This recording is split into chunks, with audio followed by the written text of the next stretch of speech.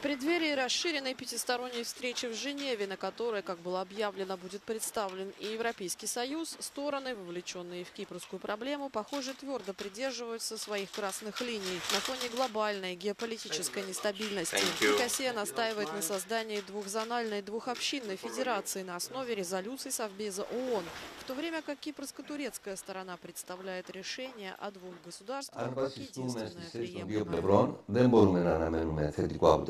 Διότι κοινό έδαφος δεν υπάρχει. Αυτό είναι δεδομένο. Αλλά επειδή έγινε μια προεργασία από τα Ηνωμένα Έθνη, θεωρώ ότι θα γίνει μια αρχή με σκοπό να υπάρξει συνέχεια. Όχι επί της ουσίας. Δεν μπορεί να υπάρξει συνέχεια επί της ουσίας σε αυτή τη φάση. Πιθανότατα να προταθούν κάποια μέτρα οικοδόμησης εμπιστοσύνης για να συνεχιστεί, ας πούμε, μια επαφή, μια κινητικότητα. Όπως είναι ένα μέτρο που συζητείται ήδη, το άνοιγμα νέων σημείων διέλευσης. Συμφωνούν και οι δύο πλευρές σε αυτό, στο άνοιγμα δηλαδή νέων σημείων διέλευσης. Είναι στο μόνο το οποίο υπάρχει μια συνενετική προσέγγιση. Διαφωνούν στο ποια σημεία και πότε θα ανοίξουν. Σε αυτό μπορεί να ξεπεραστεί εύκολα με μια παρέμβαση του Γενικού Γραμματέα.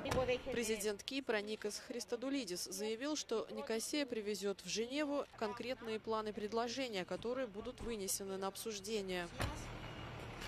Лидер турок-киприотов Эрсин Татар заявил, что отправится на встречу, чтобы объяснить, что значат для местного населения права и справедливость, подчеркнув важность гарантий Турции. По его словам, самым большим достижением последних 4 лет стало то, что Генсек ООН зафиксировал отсутствие точек соприкосновения. Ο λαός πάντα έχει την ελπίδα, μια έστω και αμυδρή ελπίδα, ότι θα γίνει κάτι, ένα θαύμα για να σπάσει το αδιέξοδο. Кипр разделен с 1974 года, когда турецкие войска вторглись и оккупировали северную часть острова. Несколько лет спустя, после ряда неудачных попыток урегулирования, была провозглашена так называемая Турецкая республика Северного Кипра, которую признает только Турция. Международное сообщество считает ее территорией, оккупированной Турцией, частью Республики Кипр и выступает за объединение острова.